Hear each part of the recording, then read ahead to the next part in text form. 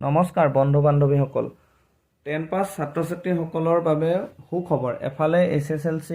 first ইয়াৰৰ admission আৰু আনফালে এটি আপডেট আহিছে 10 পাছ সকলৰ বাবে ITI এডমিশ্যন ল'বৰ বাবে নটিফিকেশ্যন আহিছে ITI কৰিব পাৰিলে বহুতো লাভৱান হয় প্ৰাইভেট কোম্পানী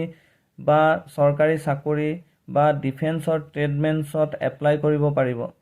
বা ONGCৰ দৰে অইলত চাকৰি কৰিবৰ বাবেও সুবিধা হয় বন্ধুসকল যদি প্ৰথমবাৰৰ বাবে মোৰ চেনেলত আহিছা তোমালোকে তেন্তে চেনেলটি সাবস্ক্ৰাইব কৰি থবা কিয়নো মোৰ চেনেলত চাকৰি এডভাৰটাইজমেন্ট স্কলাৰশ্বিপ এডমিট আদি আপলোড দি থকা হয় ITI এপ্লাই অনলাইন মোডত কৰা হ'ব অনলাইন কৰাৰ ষ্টাৰ্টিং ডেট হৈছে 1 জুনৰ পৰা আৰম্ভ হৈছে আৰু ইয়াৰ লাষ্ট ডেট হৈছে 15 জুন সন্ধিয়া 5 বজালৈকে এই কোৰ্সসমূহ অসমৰ গভ বা প্ৰাইভেট ITI সমূহত কৰিব পাৰিবা অসমৰ বাসিন্দা হ'ব লাগিব ITI এপ্লাই কৰিবলৈ ITI 10 পাছ যোগ্যতাৰ কেইটামান কোৰ্সৰ নাম জানি লওঁ আহক এক ষ্টেনোগ্ৰাফাৰ বা secretarial assistant fashion design and technology DTP photographer ইত্যাদি কেইটামান এনেকুৱা টেকনিক্যাল পোষ্ট আছে তাৰ পিছত কম্পিউটাৰ অপাৰেটৰ আৰু প্ৰগ্ৰামিঙৰ ভিতৰতো কোৰ্স কৰিব পাৰিব BLTT বড়ো ল্যাঙ্গুৱেজ এনেকুৱা ওপৰত আছে mechanic diesel mechanic pump operator কাম মেকানিক এনেকুৱা ধৰণৰ কিছুমান কোৰ্স আছে COE sector painter mechanic agricultural machinery soil testing and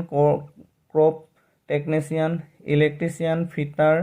machinist turner 2 বছৰীয়া course wireman welder plumber dress making sewing technology এনে ধৰণৰ কিছুমান কোৰ্স আছে যিবোৰ কোৰ্স তোমালোকে ITI কৰিব পাৰিবা আৰু কৰিব পাৰি ডিপ্লোমাখন ল'ব পাৰিলে সুবিধা হ'ব আৰু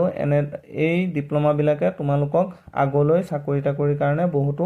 সুবিধা হোৱা হয় এজ লিমিট হৈছে 14 বছৰৰ ওপৰৰ হ'ব লাগিব কেণ্ডিডেট সকলে প্ৰথমে ৰেজিষ্ট্ৰেচন কৰিব লাগিব অনলাইনত তাৰ পিছত ওচৰৰ গভট ITI সকলো অৰিজিনাল ডকুমেন্ট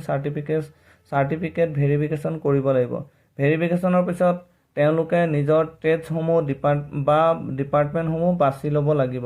তাৰ পিছত কেণ্ডিডেট সকলৰ মেৰিট বেচিছ সিট এলটেড পাব বা এডমিশন ল'ব তাৰ পিছত এডমিশন ল'ব লাগিব অনলাইন